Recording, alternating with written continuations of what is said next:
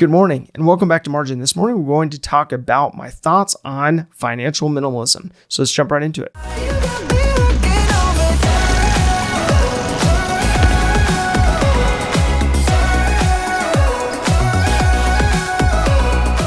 So with the lack of a clear definition around financial minimalism, I basically scoured different resources to try to pull together various statements from different personalities in order to try to drive towards some clarity. So the first one I wanted to bring up is Stephan, who is a personal finance YouTuber, very popular one.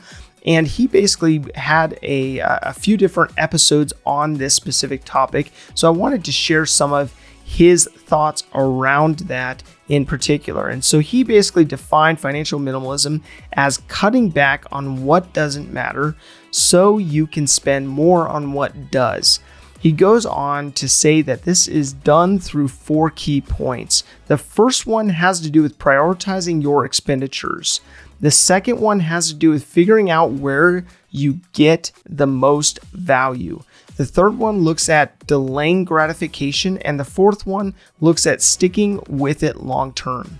So when I was looking through that resource, that kind of pushed me further into figuring out, okay, who else has a definition associated to this? There's another resource I came across by Valentina Wilson of Frugal Minimalist Kitchen. She wrote a blog called 4 Tips to Manage Your Money as a Minimalist. She said being a financial minimalist is about making intentional choices about your money that align with your values. It's also about sticking to the basics and not overcomplicating things. She provided 4 tips associated to living a financial minimalist lifestyle. And she basically outlined these from a standpoint of looking at differentiating between your needs and wants. This is not saying you never spend on wants, but in order to be financially secure, you need to make sure your needs are taken care of before you spend money on wants. If you can master this, you'll be less likely to overspend. Her second component looked at sticking to a minimalist budget. She doesn't quite define that, but sticking to a budget that is not exorbitant, I assume. She goes on to say, use your credit cards wisely. And the fourth component is use cash if you struggle with credit cards. So taking on the envelope system instead of using your credit cards and getting yourself into trouble potentially. Now, the argument is, of course, with financial minimalism, that you can only cut back so much. You still have to go out and increase your income as well. So when you're cutting costs, as we have talked about before, that's very much so a defense approach. You're cutting costs, you're reducing your overhead, you're living with that minimalist budget. But then from that standpoint, you also have to have that dynamic duo of also going out and increasing your income and taking that offense approach of increasing your income through getting a raise, changing a position, maybe getting a side hustle, or getting your investments to work better for you.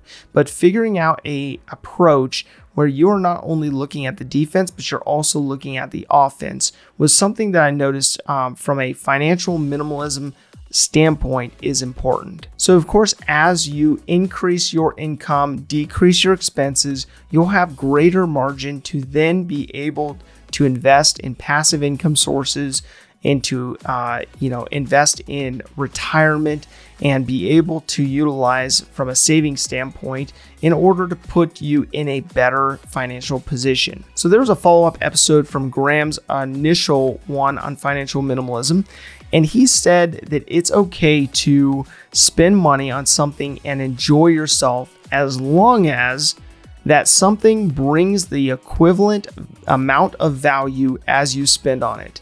And as long as you can't get a better value of that spending elsewhere. And so he calls this the dollar to fun ratio. So it's basically looking at how much enjoyment you receive from the purchase in relation to how much it costs.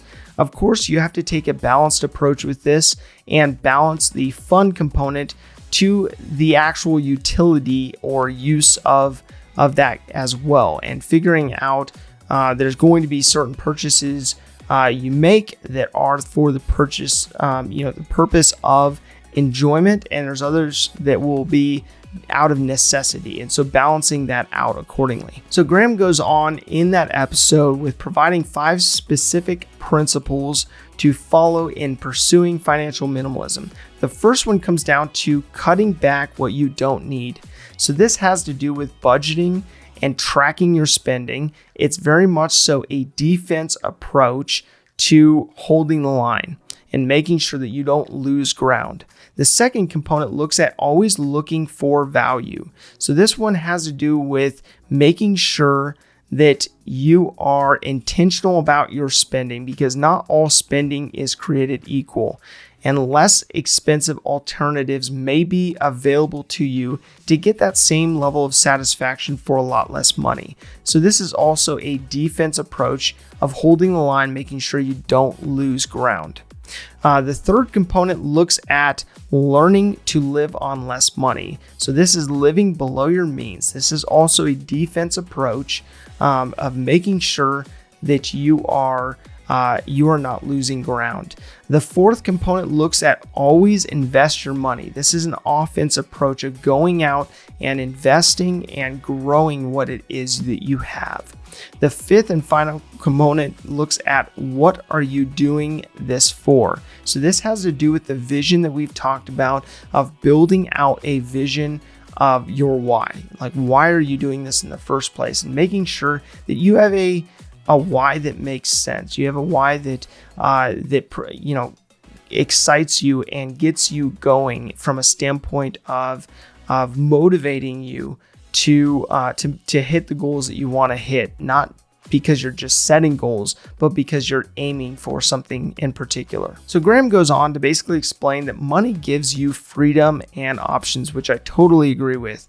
And that's why it's so important that you figure out a clear path to not only cutting costs and increasing your income, but also figuring out what you're saving for and what you're investing for, so that you're very intentional about making sure that happens on a regular basis. So whether you're looking at it from a standpoint of financial minimalism, or you're looking at the actual minimalist movement and the finances related to the individuals in that movement, you're looking at a play on words, because at the end of the day, both are ultimately looking at being a good steward of those finances that you have, and figuring out, okay, am I starting from a standpoint of looking at my finances first and basically figuring out what I can afford and building it out from there, or am I taking it from a standpoint of the lifestyle I want to lead and backing that out to my finances?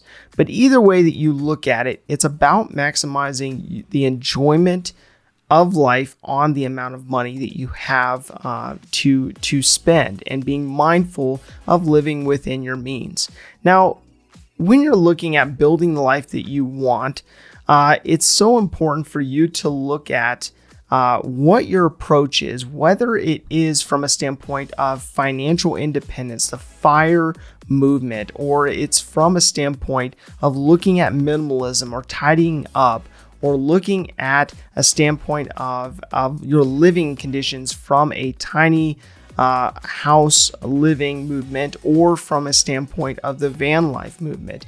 But looking at each of these components and each of these approaches to figuring out how and to what extent they fit into your financial plan. So my call to action today looks at being mindful of where you put each dollar to maximize the value. So whether you're looking at the one approach or the other, you want to make sure that you're maximizing the value that you are able to get through each dollar that you earn and each dollar you spend. If this information is helpful to you, please do like, subscribe, and hit the notification bell so you're reminded to come back on a daily basis and improve in managing your personal finances. Thank you for your time. Enjoy your day. I'll see you back here tomorrow.